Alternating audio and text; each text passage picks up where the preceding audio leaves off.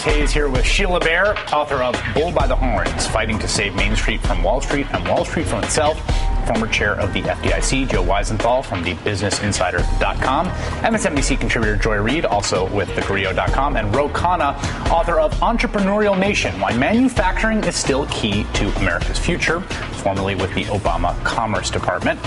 We're talking about the economy, the recovery, and I think the complexity of the recovery. I mean, that to me is what is surfacing in this campaign. The recovery isn't one thing. It's not great. It's not terrible. For different segments of the population, there's been different benefits. And my own pet theory about the recovery is that the biggest critique of the recovery isn't the aggregate, because we showed a graph of how, compared to other the aftermath of other financial crises, employment has actually come back faster. That's quite remarkable, right? It's distributional, right? It's that it has benefited certain people way more than others. Personal income is flatlined, wages are stagnant, household debt is still rather high. In 2010, the first year of the recovery, 93% of income gains went to the top 1% of owners. 93%. The first year of the recovery, 93% of income gains. And the banks are back at the roulette wheel. Nice profits, yeah. Ro, what is your response as someone who worked in the Obama administration? The president obviously is focused a lot on the middle class. I think both in his policies and his rhetoric, the fact that the way the recovery is playing out distributionally has been so skewed. I think part of that is a fair critique. I mean, I think my personal view is that there should have been perhaps a larger stimulus. Paul Krugman has called for that would have helped consumer demand. It would have helped the middle class more. And I think the distributional effects are skewed. The one thing, though, to say is with the stock market, I mean, a lot of people have their pensions in there. A lot of unions have pensions in there. And so the stabilization of the market and taking the market from 6,000 and the growth has helped a lot of middle class families. And I think that's being reflected in the battleground support. Yeah, I mean, one area where I agree with Sheila completely is the sort of failure to look at that household debt to GDP chart that you showed earlier and just say this is the problem. There's been a lot of confusion. I think people talk about the banks, the national debt, whatever. This was the core of the issue: the fact that households had too much debt, and that the recovery and the decline was going to be all about this deleveraging.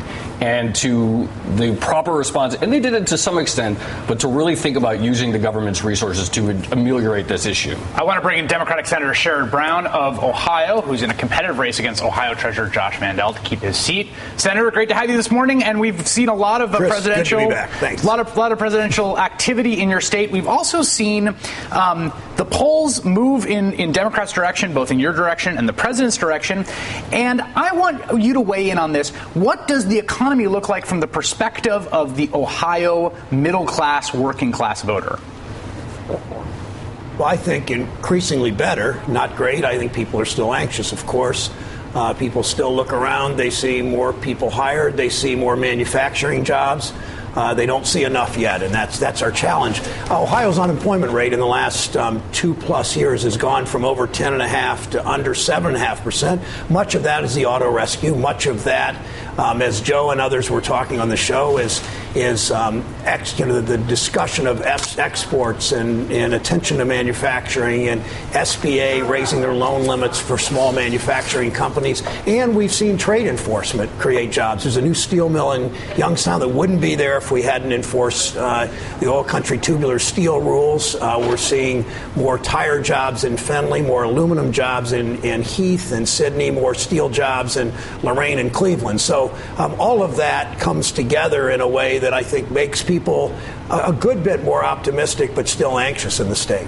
You know, there's a long discourse among progressives in every election about the white working class. How are we going to win the white working class? We lost the white working class to the Democrats. And I thought this chart out from, I believe it is a Public Religion Research Institute at Pew, about the white working class voters. And they're roughly split between the President Romney in everywhere but the South, where there's a huge gap.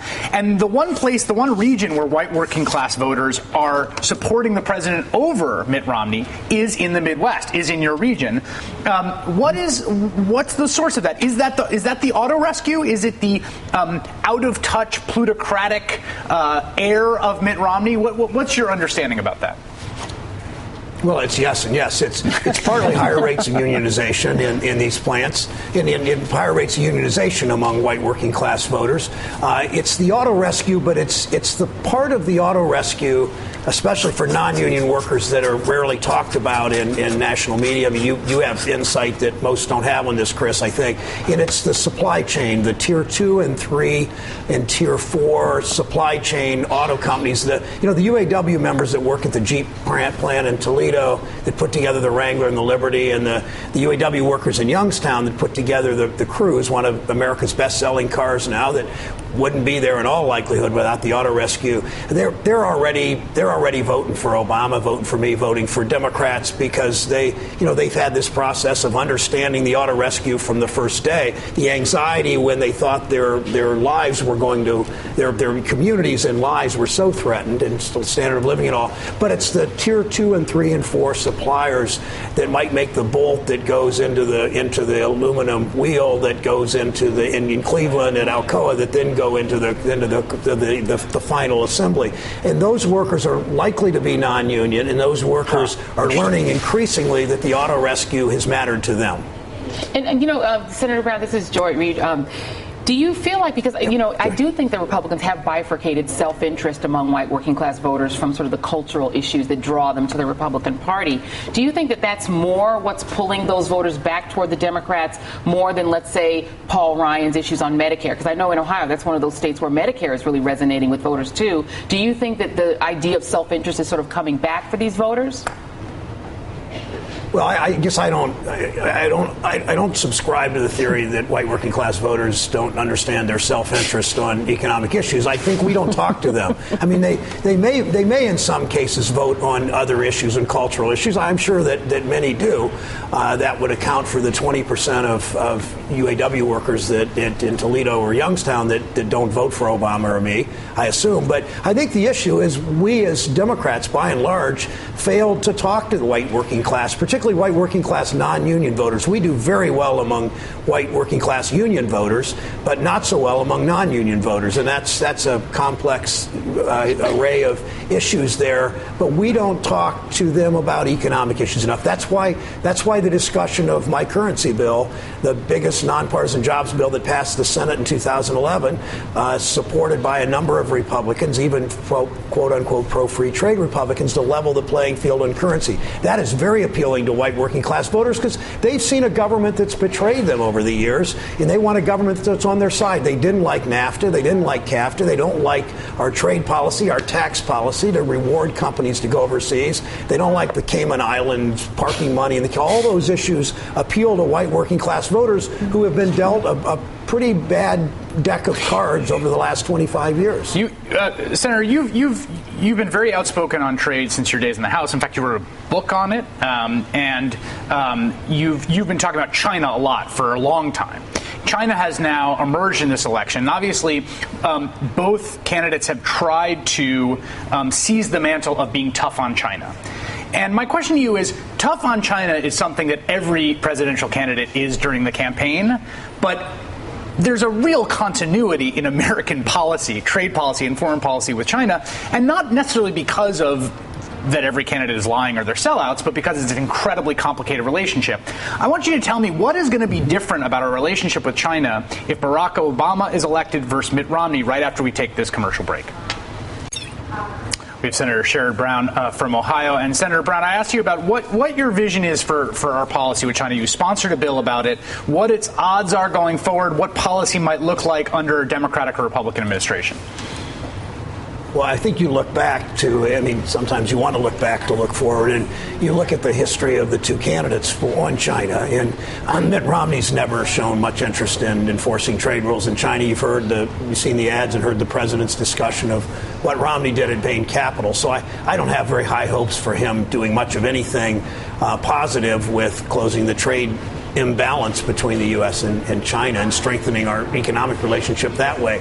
President Obama has been the most aggressive president actually since Reagan in enforcing trade rules. I mentioned the steel and the aluminum and the tires and some work on solar panels and some other issues that the president has been aggressive in enforcing. The next step is our legislation. I organized 20 senators to send a letter to John Boehner asking him to move forward on our legislation that had passed the Senate bipartisanly to level the playing field on currency, because that's the Chinese method on every single export that really cheats, that makes the playing field not level. They subsidize other things, water, energy, capital, land, depending on the product that they are exporting. But on currency, it clearly puts our companies at a disadvantage to sell there, and our companies here at a disadvantage competing with Chinese imports and products coming from China to the U.S. So we know what we have to do there. If this legislation gets through, I think the president will sign it.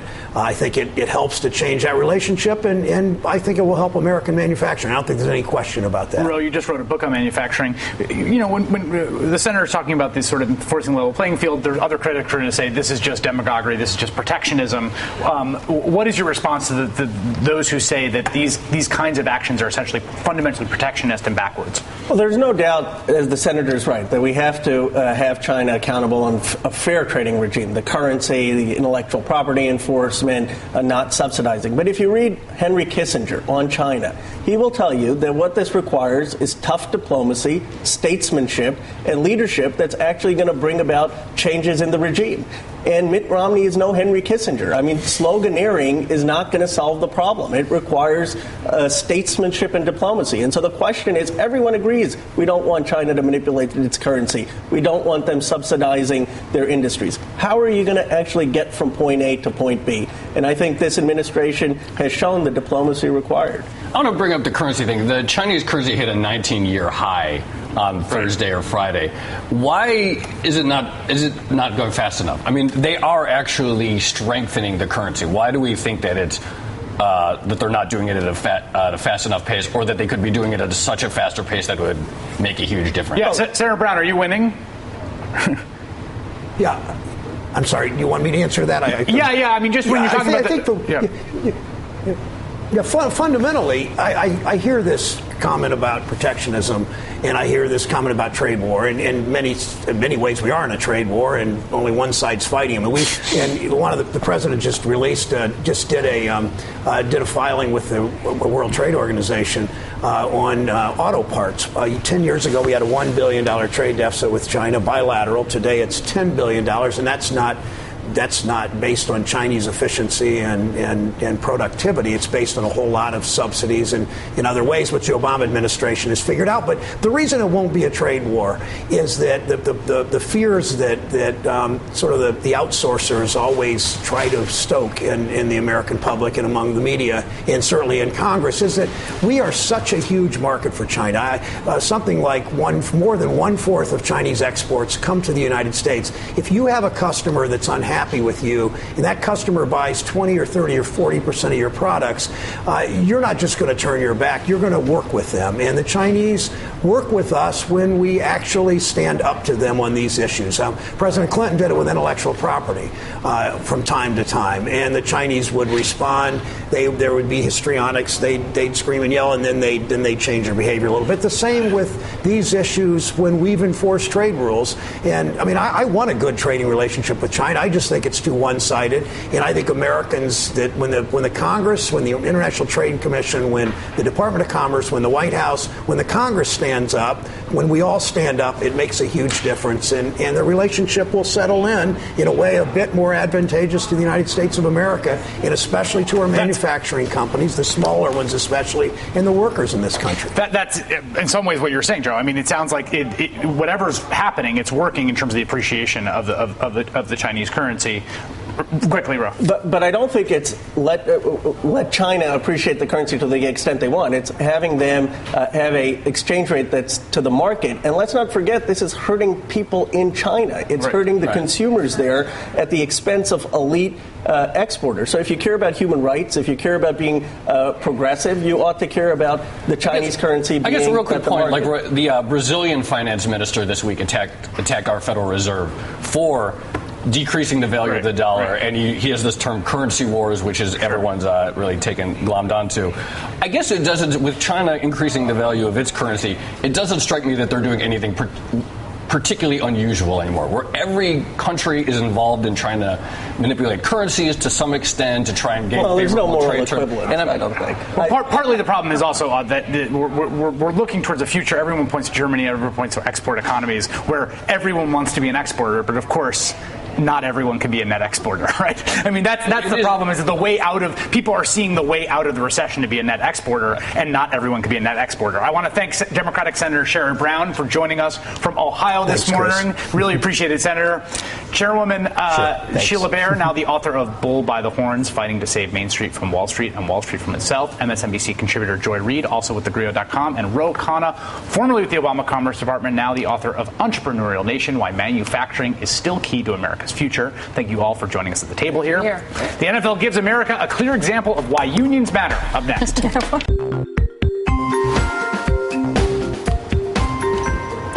The most high-profile labor battle in America appears to be over for now, as the NFL National Football League referees return to the field Thursday night to a standing ovation, perhaps the first time in recorded history that sports fans unanimously cheered officials.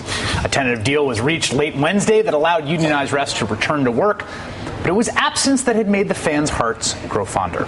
The owners of the NFL had refused referee contract provisions around salary and pension that would have cost the league 1/3 of 1% of its revenue. 1/3 of 1%. When the negotiations broke down, the league locked them out and hired scab refs who, through the first 3 weeks of the season, routinely made obvious, embarrassing mistakes, missed calls, and appeared in key moments to simply not understand some of the basic rules. One replacement ref even told a player he needed him for his fantasy team. The backlash against the scabs culminated on Monday with a game between the Packers and the Seahawks. In the final seconds of the final play, the Seahawks threw a Hail Mary into the end zone that was clearly intercepted by the Green Bay Packers, but one of the scab referees made a horrible call, mistakenly gave a winning touchdown to the Seahawks. The country united in fury. My Twitter stream went apoplectic. Even conservatives were outraged. On Tuesday, Republican Wisconsin Governor Scott Walker, of all people, he of state public worker union busting fame, tweeted, "After catching a few hours of sleep, the Packers game is still just as painful. Hashtag return the real refs." President Obama tweeted, "NFL fans on both sides of the aisle hope the refs lockout is settled soon." The first bipartisan agreement the country has seen in months, and it came on the side of unionized workers. Joining me at the table now to discuss the lockout and its aftermath, we have Jamila King, news editor at colorlines.com, Mike Pesca, sports correspondent for National Public Radio and from the great podcast Hang Up and Listen, and Bill Fletcher Jr., author of They're Bankrupting Us and 20 Other Myths About Unions, also co-founder of the Center for Labor Renewal. Great to have you all here. Well, I thought this was a fascinating national experience. A, because we don't all agree on anything anymore, and there was just complete unanimity. The rest were terrible. B, because the dynamics of this lockout, not strike, very important, of this lockout, seem to get at some core ideological aspects of the relationships between labor and management in a way that few do. And Mike, I'm curious what your perception is in terms of the effect the bad call, the horrible call on Monday had in terms of the lockout ending. Right. I think what it did was provide a cost, because all along the owners could say, no one watches the game for a ref. We're getting record ratings. We're going to make $9.5 billion with or without them. So there was no cost. When, the factory shuts down, they do the tabulation. If we lose this many days, if we lose this many workers, there's a clear cost. And once there's a cost, not just that call, all the bad calls, the scab refs kicking the scab every week, they could say, you know, I could foresee that this is actually having a tangible effect, or at least a psychic effect, because, you know, the 32 owners, 31 the Green Bay Packers are owned collectively, they want to be prominent in their community. They don't want to go to their country clubs and have everyone say, Exactly. what are you doing, Bob Kraft? So they're like, let's just settle this. It'll cost us the change in our couch. Is that your sense, Jamila? Yeah, I mean, I think that the timing of this was important. I think that national football is a working class sport. And so you have this perception of folks that they're tired of rich guys ruining the things that they love. Mm-hmm. And so I think that folks were just angry when there was that cost. You did see a team lost a game because a ref couldn't make the right call. And that, I think, was devastating for fans because it's what they do to relax. It's what they do when they come home from work. Here's what I found fascinating. So everyone, you saw this unanimity. I saw conservatives saying, like, just pay them the GD money of whatever it costs. I mean, give me a break. It's 1% of revenue, right? And what was actually clear was that this wasn't for the owners. This wasn't about money. It was ideological. It was, and this was about we can do what we want, right, Bill? I mean, it was not about the dollars and cents on the table, because the dollars and cents on the table were quite literally a rounding error. But we're seeing a lot of that. We're seeing a lot of this where basically they're doing it because they can. That is, the owners are doing it. They're doing it because they feel like they have the upper hand. But the other part of it is that they're doing it because they don't think that there will be a penalty, right? They don't feel that in moving against, in this case, the referees, they didn't expect the kind of uproar. But if you go beyond that, if you look at other workplace battles, the same thing is at stake. It's just not covered by the media. Let me just say one other thing, Chris. It's important that this happened after the Chicago teachers strike. I think the Chicago teachers strike has really helped to change a lot of the thinking, because there was this vibrancy in the strike. There was community support. The teachers were locked in with the parents. And so I think that there's something about climate change, so to speak. Joe, I'll make a few points. One is, I don't really buy this whole thing. It's just a rounding error. I mean, your salary is probably just a rounding error for this company. It doesn't mean that they're not getting, it doesn't mean you can ask for 3 times what you get and that they should just give it to you, because that would be a rounding error. Rounding error too. Furthermore, I don't think, maybe everyone else knew this, but I didn't realize that most of these refs had like good jobs in the real world, and that they're like corporate lawyers, a lot of them, some are traders. And I'm thinking, like, why do they get pensions? Like, to these people who have full-time jobs elsewhere, most of them seem to be pretty well paid. And, I guess those are my two. And I think it's interesting that the owners are socialists who share all their money. People don't talk about that. Here's what you just said, I think is fascinating, right? You think about these workers as refs. They are incredibly anomalous workers. They're part-time workers. They have other jobs. They're compensated quite well. I mean, if you forget about everything else and you just look at the gig they have, it's a pretty cushy gig, okay? But what was amazing is that in locking them out, the owners almost like led America to Marx's labor theory of value, because what they did was they showed that actually, even though their market wage is not that much, is $120,000, $140,000. The value they create for the enterprise is huge, right? It's a question of what kind of value, if you take them away, does the value of the enterprise stay around? And it doesn't. But that very argument hurts a lot of other workers, who are making, socks, or used to be making socks in South Carolina, or who are making machinery, and their value to the overall company, I mean, the reason is easily replaceable. And just a couple other points. There are other reasons why the owners wanted to stay tough. Yeah, they didn't need the money, but they wanted the money. And the reason that they're billionaires is because they want the money. Also, they wanted to show that they had a strong backbone for the real negotiation with the players coming up. And if they could even show that they were intractable, like, you can't negotiate with these crazy guys, it might have helped them in the next negotiation. And I don't think there was really a we're sick of rich people thing going on. I don't think that was the dynamic. I think it's more that sports is the place where fairness rules. It's maybe the one place in our lives where we know that no one's going to spin us, and whoever has the final score didn't beat expectations. They beat the Packers, right? And once that stops happening, the NFL is sullied. And I think that for a lot of reasons, it's a great opportunity to have this conversation about unions. But the analogy isn't that strong, because so many unions are dealing with companies and sectors of society where they're not making tons of money. And the unions in the NFL and pro sports, those are very profitable companies, and it's a whole different dynamic. And I want to talk about how the fact that most most highly covered labor battles in this country now happen in professional sports, and what that does for our perception of organized labor. Right for this. Did you guys watch that Packer game last night? I mean, give me a break. It is time to get the real refs. And you know what? It reminds me of President Obama and the economy. If you can't get it right, it's time to get out. Yeah.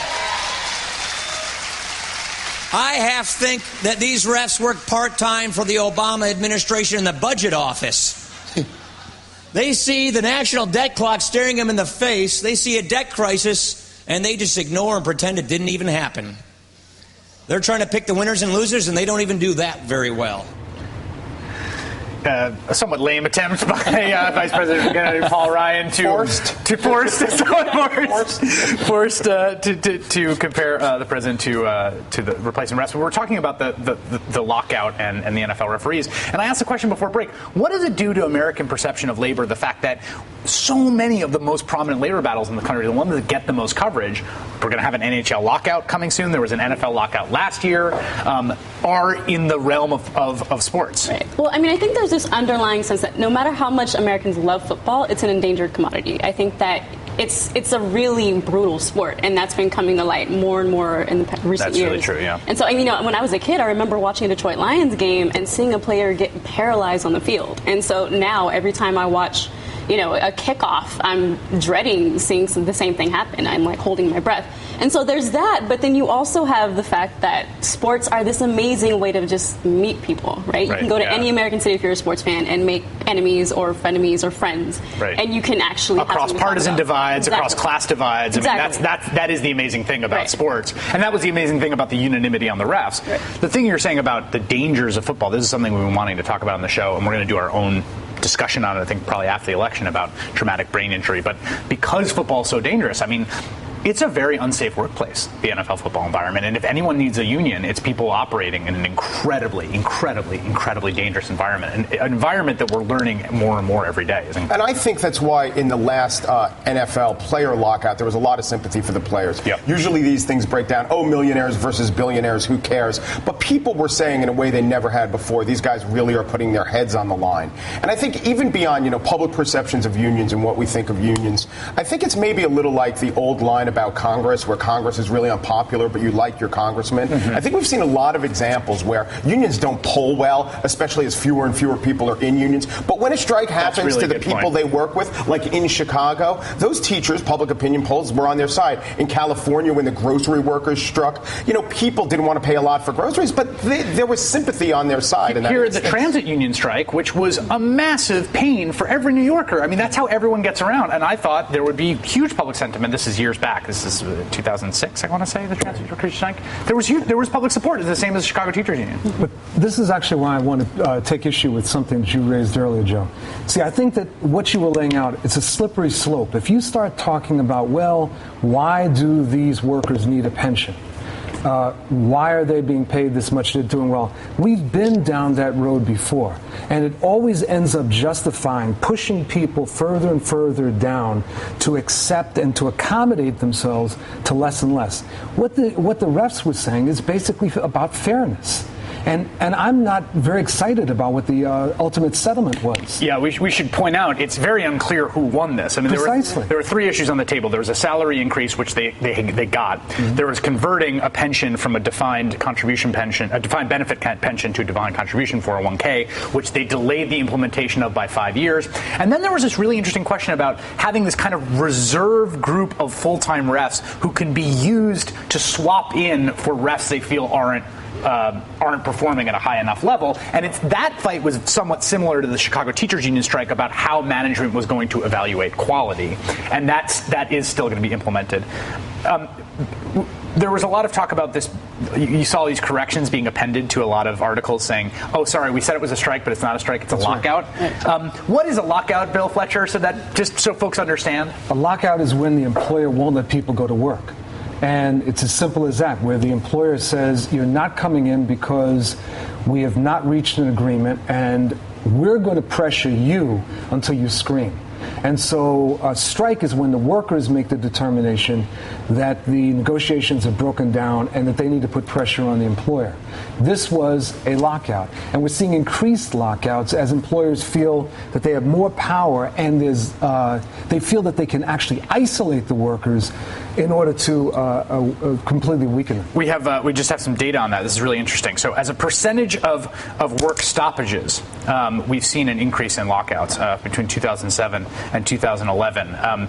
It's incredibly rare lockouts because for obvious reasons, the reasons you said, you're costing your enterprise a lot of money, presumably if you're locking out workers, and yet we've seen in the place of increased labor militancy, increased management militancy, more lockouts. And I think Mike brought up a good point during the break. He brought up the fact that there was a lot of anger and outrage with fans, but players weren't necessarily, they were upset about it, but they didn't strike in solidarity, right? They didn't actually take a stand themselves. They offered, I have all this money, I can just toss some money and get these refs back on the field. But I think it's really important to know that there is this divide, and I think that players need to also hold themselves accountable. But we've lost the culture of solidarity. I mean, see, that's the issue. Right. In many parts of the world, and actually most parts of the world, the idea of solidarity strikes, of expressing that kind of support, is not uncommon at all. In the United States, we've lost that culture. Well, they're also illegal. That's right. That's the other thing I was going to point out. Right. That the law does make that illegal, and therefore the workers in each case have to make the determination: are they prepared to break the law? But just going back to that graph you showed, a huge reason why lockouts are a higher percentage of strikes is that there are almost no more strikes anymore. Exactly. Yeah. There was 19 strikes in 2011. And 12 and 10 before then. We haven't had more than 20 strikes in companies more than 1,000 people for years and years. And you go back to the 80s, there were hundreds of strikes. It's because unions are getting less powerful. And the other reason there's a lot of lockouts is one of the huge issues with every union is pensions. And they're portrayed as a time bomb, but they really are an onerous cost because of health care, because of other things. And you lock out workers who have a contract that the owner thinks is paying them too much. And it's why companies, I love covering sports, but when I have to spend so much time in the NFL and no one ever says anything about the American Sugar Crystal lockout, which is going on over a year, and these people are not making $150,000, which the part-time refs were making, that should be paid attention to. The NFL was 30, 40 years kind of a backwater in the American sports world, and it's now the most successful league, by far the most profitable. I want to talk about what has happened and why that is after we take this break. Talking about the NFL lockout of the referees union, which ended provisionally on Thursday night, but we just got crossed from the wires. The AP is reporting the NFL referees union has agreed to now officially the 8-year contract that was put on the table. And one of the things I asked before we went to break is, how did the NFL become such a profitable enterprise? It wasn't always this way. It was kind of a backwater. I want to play this clip because I thought this was an interesting look behind the curtain. This is Dan Patrick and John Lynch talking. John Lynch is a commentator talking about what he was told about how to discuss the referee lockout by the league management. Check it out. I know week one, the league, I think, kind of duped every network and called and said, hey, we're close to a deal, so have your guys go easy. And so that was kind of the edict from up top, go easy on these guys. I did not hear that. Yeah. So you guys were told that a deal was imminent, so don't be critical of what you see in the product? Yeah, not telling us not to say anything, but just be careful because the deal's close. And then they duped us like everybody else. And so the next week it was take the gloves off, say whatever you want. and we have.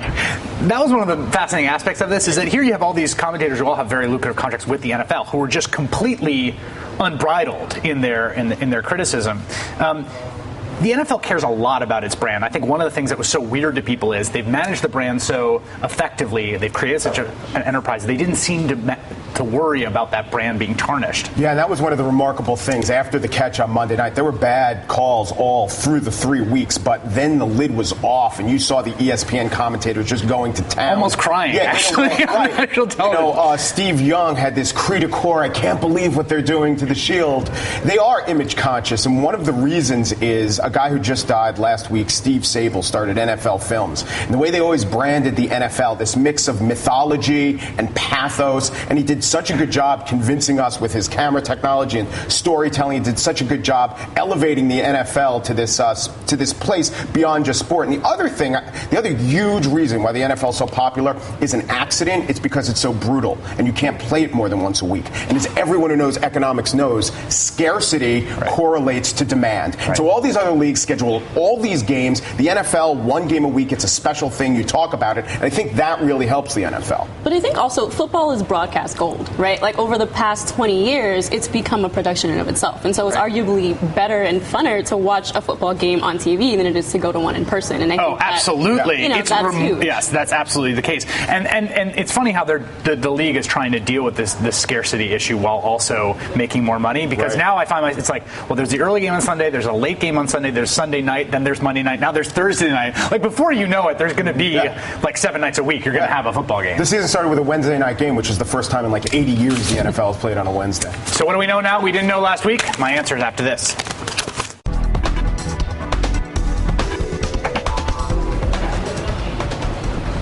So what do we know now that we didn't know last week? We now know who provided financial backing for the new film Won't Back Down that premiered this week and was featured as part of NBC's week-long Education Nation. Conservative media moguls Rupert Murdoch and Philip Anschutz distributed and financed this drama about frustrated parents who use a so-called parental trigger law to wrest control of their kids' schools from uncaring administrators and the teachers' union and turn the school into a non-unionized charter. We know the American Legislative Exchange Council has pushed for parental trigger laws, which have been signed in 7 states. We also know that Rupert Murdoch's media empire is investing heavily in for-profit education. We know how much the media talk about the teachers' unions as driven by their own financial interests, but they don't seem to get around to saying much about the motives of those on the other side of the battle. We now know yet another neat tax avoidance trick employed by Mitt Romney, a loophole referred to in the tax accounting industry as I dig it. No, I'm not making that up. That allows its practitioners to pass extremely valuable assets to children and grandchildren without paying the gift tax. We know that the trust set up for his children and grandchildren made an investment in an internet advertising firm that reaped 1,000% return. And we also know the Obama administration has proposed abolishing such trusts, routinely used by extremely wealthy as vehicles for tax avoidance. We know that through all his ideological wandering in many different incarnations, one consistent theme in Mitt Romney's life seems to be a steadfast and single-minded focus on making sure he doesn't pay much in taxes. We now know that the U.S. troop surge in Afghanistan failed. We know this because the NATO command in Afghanistan produced a report about the surge's effects, and Wired's Spencer Ackerman writes that, according to the report, in August 2009, before the surge, insurgents used nearly 600 homemade bombs against U.S. and allied forces. By August 2012, near the end of the surge, the number was just over 600. We know that U.S. combat missions in Afghanistan are scheduled to end by 2014, and we also know that Afghanistan, the longest war in American history, has received relatively scant media attention and is relatively rarely invoked. Part of the reason for that is that we still actually don't know what Afghanistan policy Mitt Romney is proposing. We know there's a huge political opportunity for him to get to the president's left and call for a more rapid withdrawal, but we also know the right-wing foreign policy elites would never let him do that in a million years. I want to find out what my guests know now they didn't know when the week began. Jamila King, what do we know now?